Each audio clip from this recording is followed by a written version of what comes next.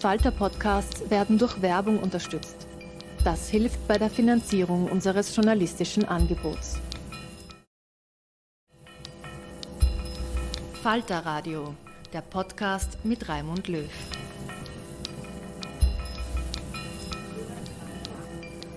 Sehr herzlich willkommen, meine Damen und Herren, im Falter Radio. Ohne Freiheit kein Frieden, ohne Recht keine Gerechtigkeit. Mit diesem Aufruf wendet sich die ukrainische Menschenrechtsaktivistin Oleksandra Matwijtschuk vom Wiener Judenplatz an den Kontinent. Now, in 21st century, how we will defend human beings, their dignity, their rights, and their freedom? Can we rely on the law, or do only weapons matter? I pose these questions not only as a citizen of a country that is defending itself against Russian military aggression. I pose these questions as a citizen of Europe. Europe must respond to the challenges of today's world. Europe must fulfill its role in a globalized world that is seen as standoff between authoritarianism and democracy. Die Rede an Europa ist der Auftakt der Wiener Festwochen. Matwijtschuks Menschenrechtsorganisation Zentrum für bürgerliche Freiheiten hat letztes Jahr den Friedensnobelpreis erhalten, gemeinsam mit der russischen Menschenrechtsorganisation Memorial und dem belorussischen Bürgerrechtler Ales Bialyatsky. Das Zentrum für bürgerliche Freiheiten engagiert sich für eine Stärkung der ukrainischen Zivilgesellschaft, damit die Ukraine eine umfassende Demokratie wird, heißt es in der Begründung des Nobelpreiskomitees.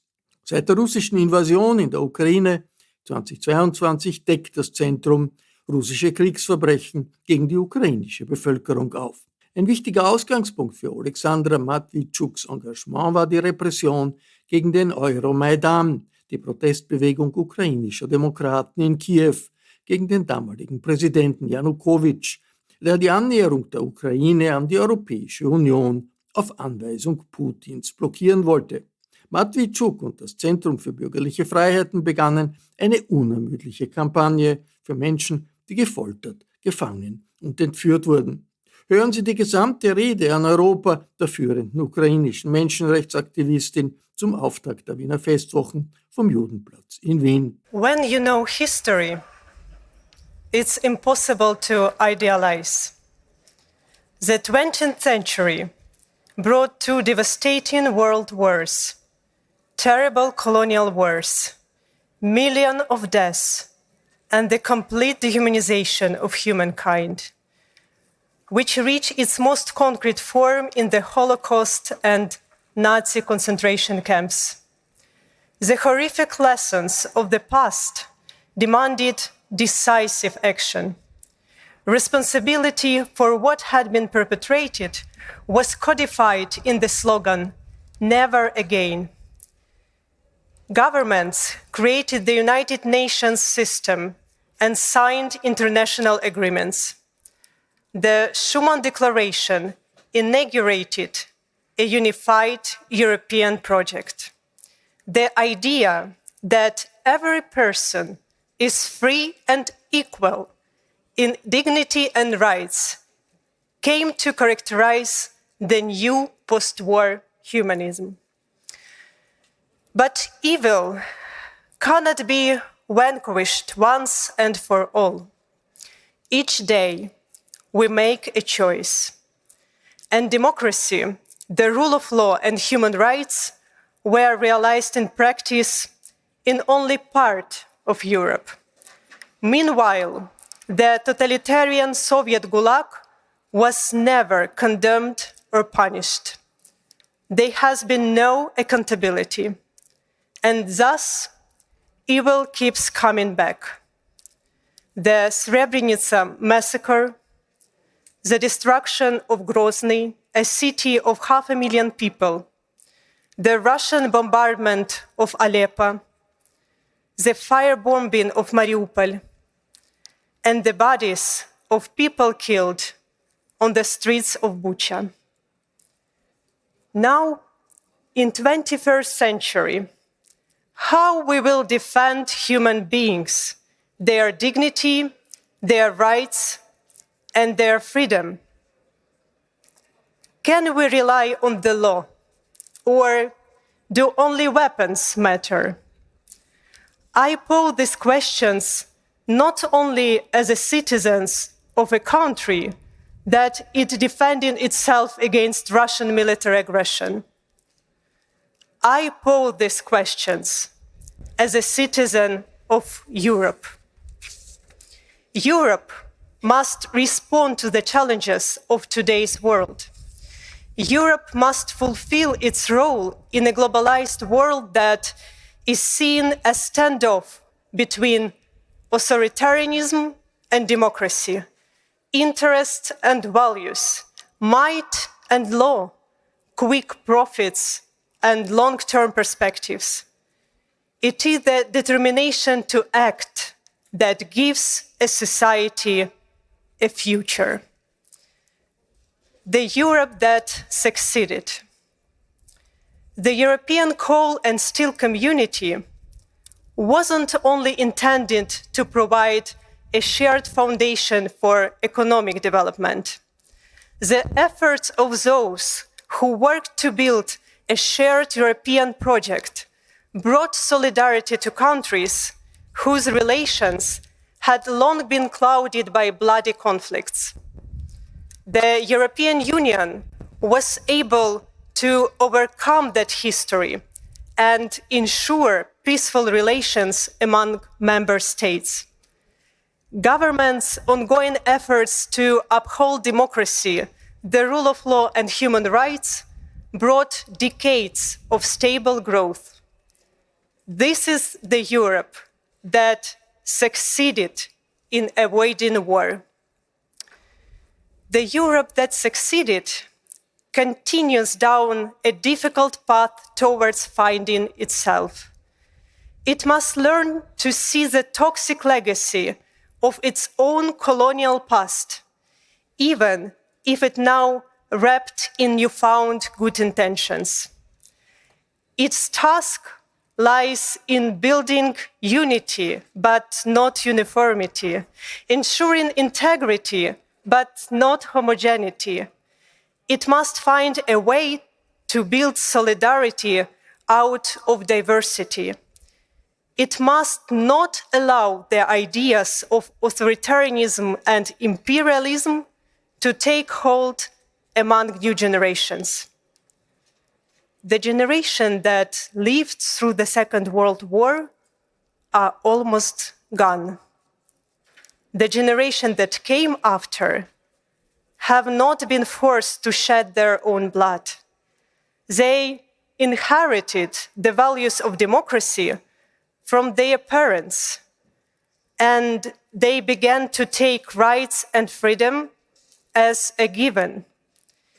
People behave increasingly not as bearers of these values, but as their consumers. They have begun to understand freedom as the choice between types of cheese at the supermarket.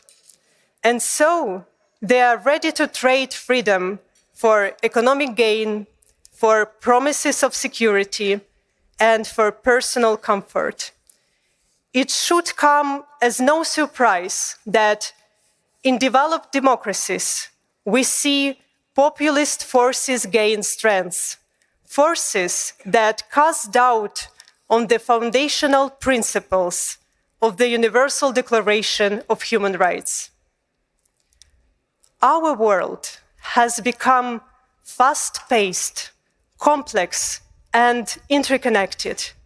Technological development, climate change, invasions of privacy, growing inequality, the devaluation of knowledge and expertise, and other global challenges demand answers that cannot be found in the past.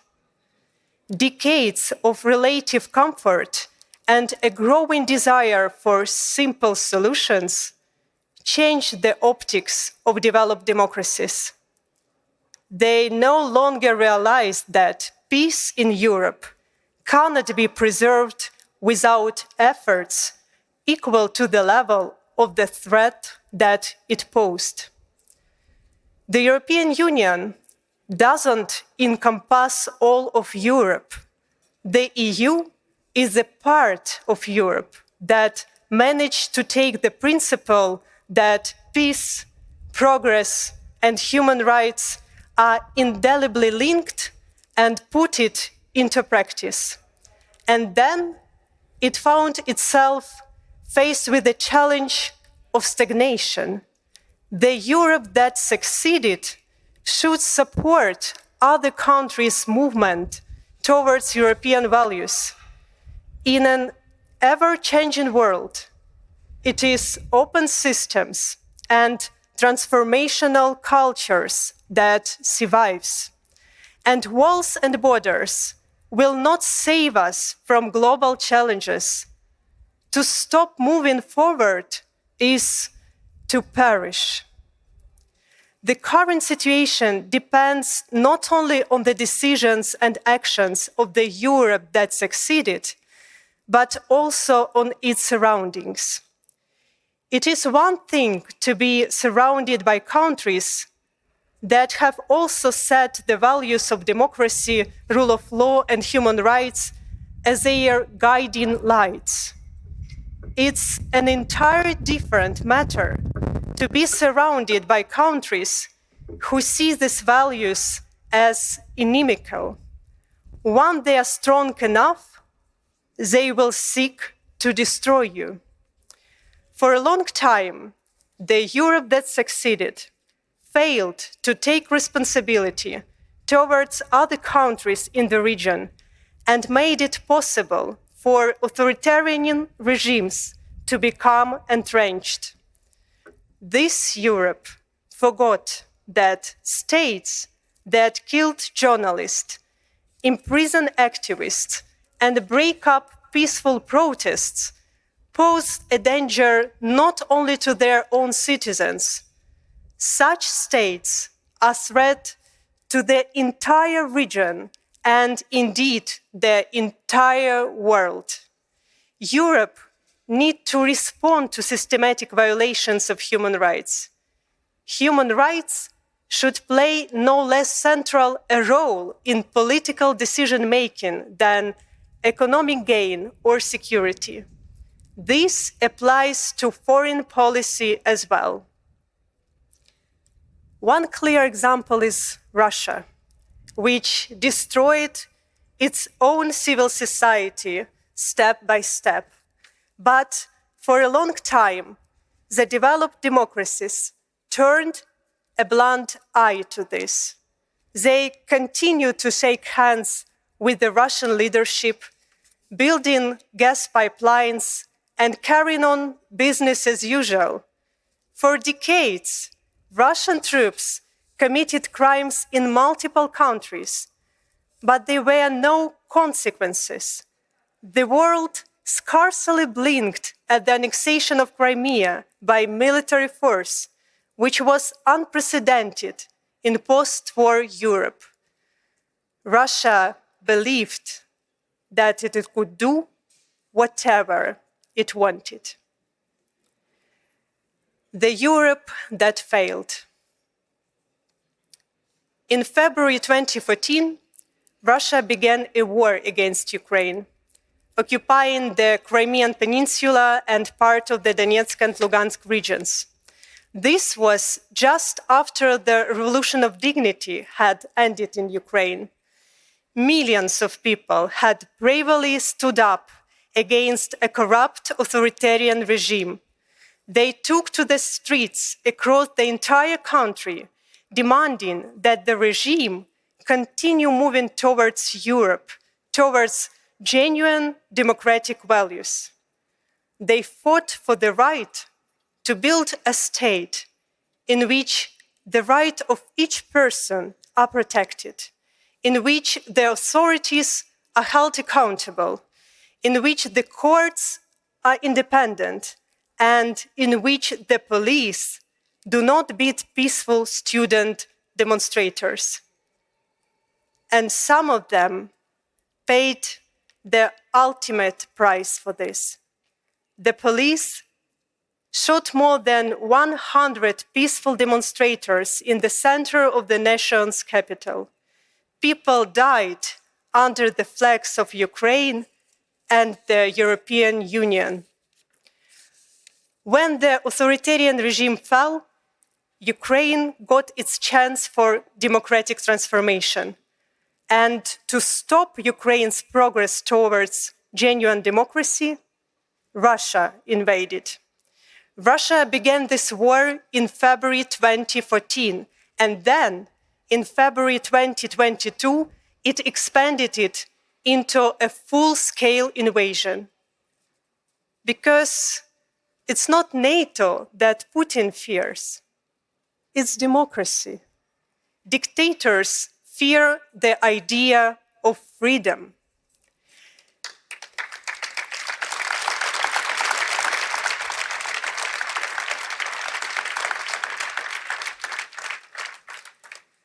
Now, Russia seeks to break Ukrainians' resistance and occupy the country by inflicting maximum pain on civilian population. Russian forces are deliberately targeting residential buildings, churches, schools, museums, and hospitals. They are shooting at evacuation corridors.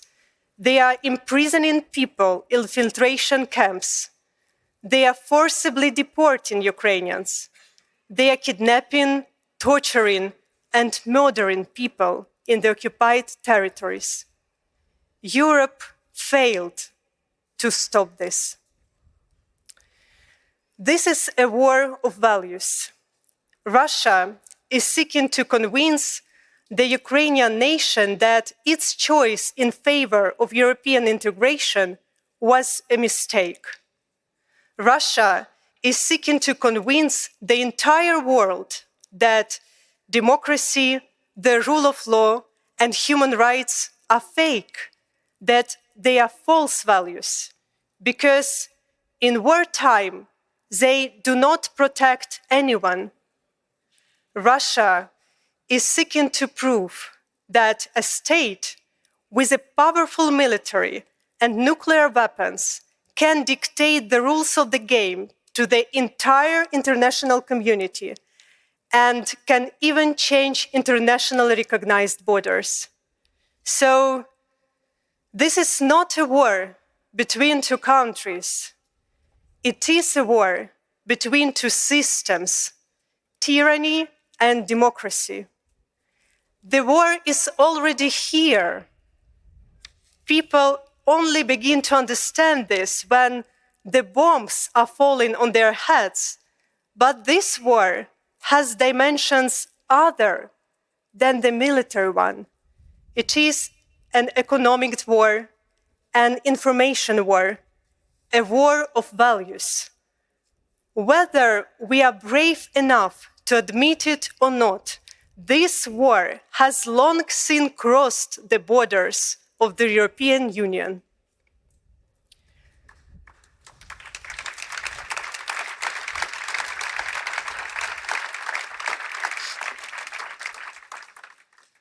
Russia has declared war on Europe. Russia is fighting against the values that are Europe's hallmark. Europe must take responsibility. Democracy, the rule of law, and human rights cannot be fought for and won once and for all. The values of modern civilization must be defended. We have to fight for them.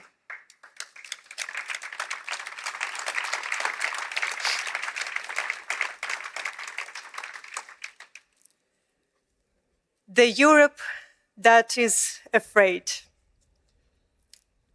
Europe doesn't know how to stop the war. Some voices repeatedly call on Ukraine to accept peace.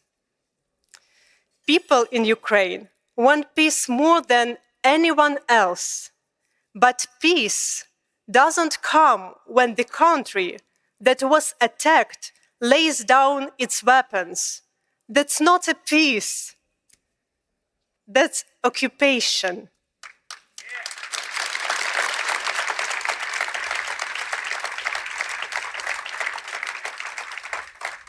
And occupation is just war in another form.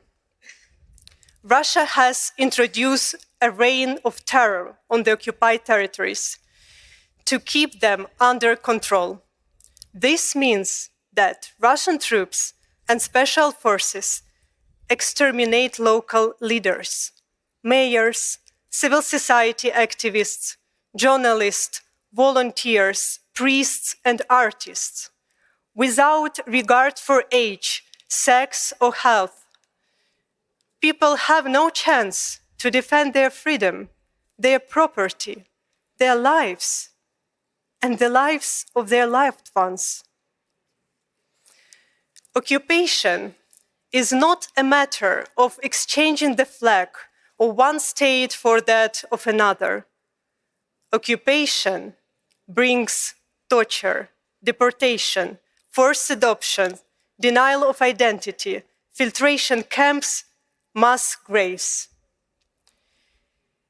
In one of these mass graves, in the liberated Kharkiv region, under marker number 319, the body of Vladimir Vakulenko was found. Volodymyr was a children's author. He wrote wonderful stories for children, and entire generations grew up on his books.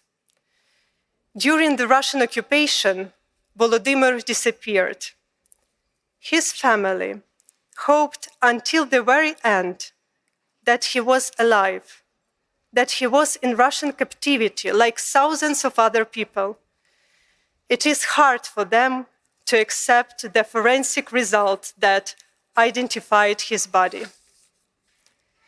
Sustainable peace means the freedom to live without fear, the freedom to make plans for future.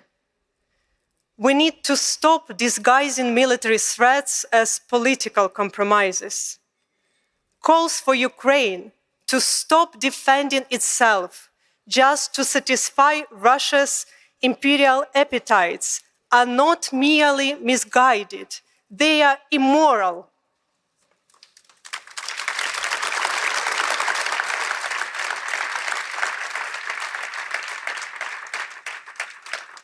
People cannot be abandoned in the occupied territories to face death and torture. People's lives cannot be a political compromise. Fighting for peace means not succumbing to pressure from the aggressor. It means defending people from its cruelty. Russia is a modern-day empire. The imprisoned people of Belarus, Chechnya, Dagestan, Tatarstan, Yakutia, and others endure forced Russification, the expropriation of natural resources, and prohibition on their own language and culture. They are forced to give up their identity. Empire has a center, but it has no borders. Empire always seeks to expand. If Russia is not stopped in Ukraine, it will go further.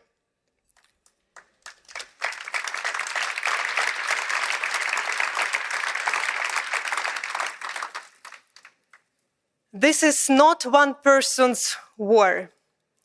It is a war waged by a nation whose longing to regain Russian greatness has robbed it of the ability to distinguish between good and evil. So they rejoice over capturing Ukrainian territories. So they denounce each other.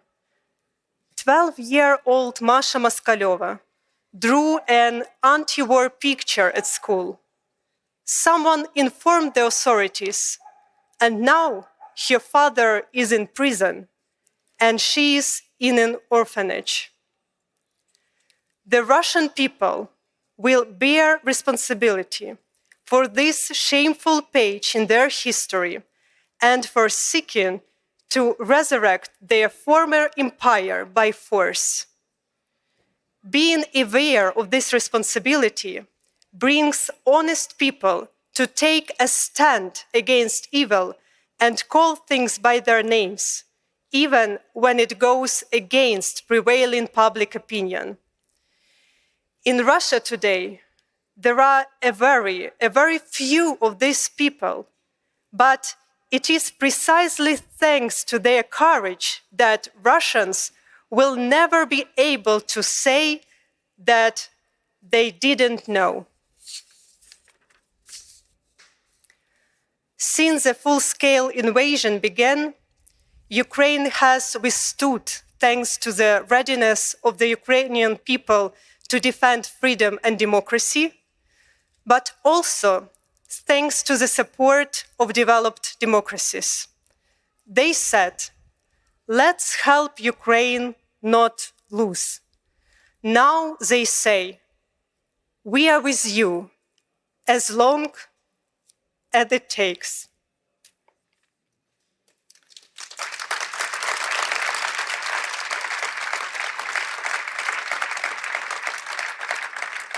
But the paradigm needs to be changed. Rather than helping Ukraine not to lose, these states need to think and act in ways that help Ukraine win quickly.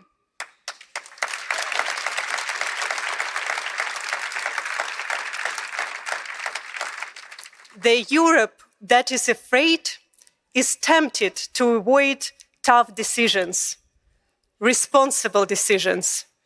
The Europe that is afraid behaves as if global challenges will somehow just disappear one day.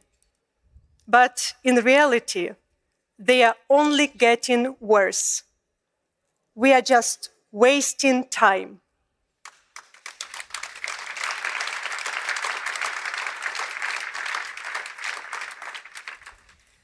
The Europe with a future. War turned people into numbers. The scale of war crimes grows so fast that it's simply impossible to tell everyone's stories. But I will tell you one.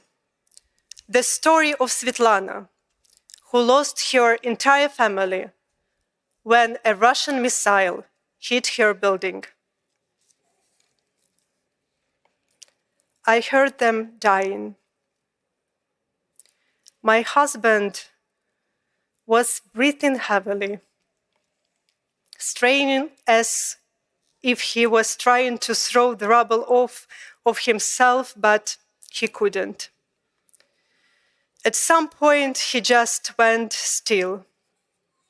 My grandmother and Zhenya died instantly. I heard my daughter crying. Then she also went quiet. As for my son, my mother told me that he called for me several times, and then nothing. As long as the military dimension of this war is confined within the borders of Ukraine, the Europe that succeeded can turn off the news of war crimes. They can avoid looking at the horrifying photos and videos. Millions of people in Ukraine cannot do this. We cannot just turn off this war. This horror is now our life. People are not numbers. We must ensure justice for all people, regardless of who they are, regardless of their social status, regardless of the type of crime and violence they endured. Regardless of whether foreign media and international organizations take an interest in their fate. We must give people back their names and their human dignity, because every person's life matters.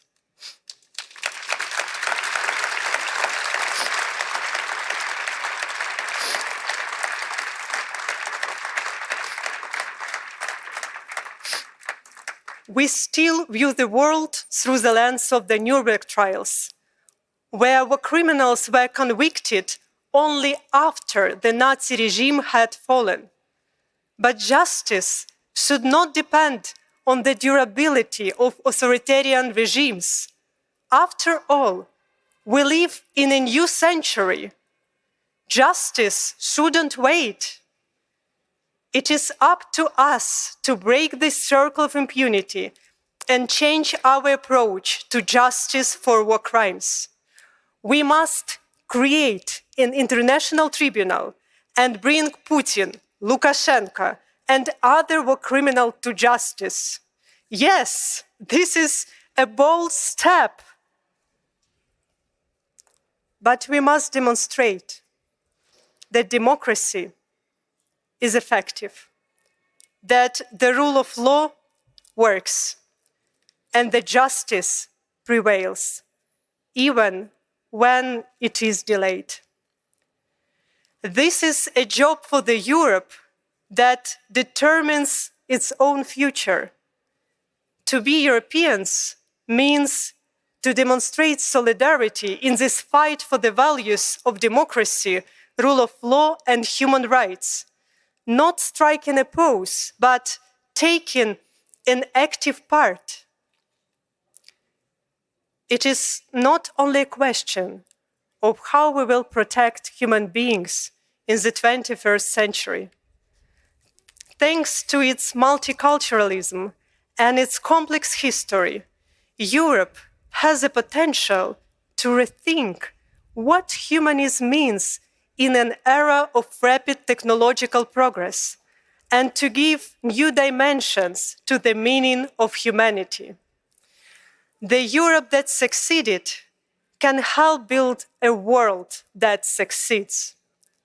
Europe can play a key role in creating an international system of cooperation that brings together developed democracies and states that are on the path to democracy. This union should be determined not by a shared past, economic development, or geographical continent, but by common values and common attitudes.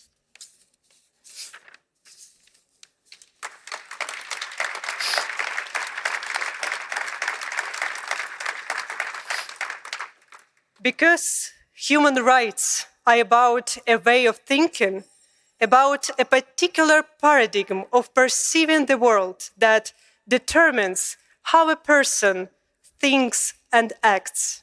So it's not enough to pass the right laws or create formal institutions. A society's values are stronger than any laws or institutions. We need a new humanistic movement that will work with society on the level of meaning, which will focus on education, which will shape mass support and inspire people to defend rights and freedoms. This movement should bring together intellectuals and civil societies from many countries, since the ideas of freedom and human rights are universal. When the law temporarily fails, and we cannot rely on it, we can still always rely on people. Even if we do not have the political tools, our word and commitments always remain. Ordinary people have much more power than they themselves realize. The voice of millions of people in many countries can change the world faster than any intervention by the United Nations. Our future is undetermined and unguaranteed. 21st century Europe can become a world of humanism, or it can again shock the world with crimes of unprecedented brutality. Europe bears a shared responsibility to respond to global challenges and embark on a new path of mutual understanding. Europe is less about geography than about the values of modern society. We live in a world where values have no national borders, and only by spreading the idea of freedom can we make our world secure. Thank you.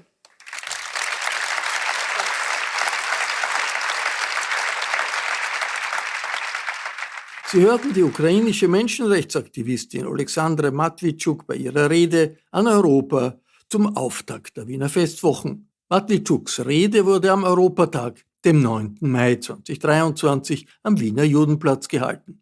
Ihre ukrainische Organisation Zentrum für bürgerliche Freiheiten hat 2022 den Friedensnobelpreis erhalten, gemeinsam mit der russischen Organisation Memorial und dem belarussischen Menschenrechtsverteidiger Ales Bialyatsky.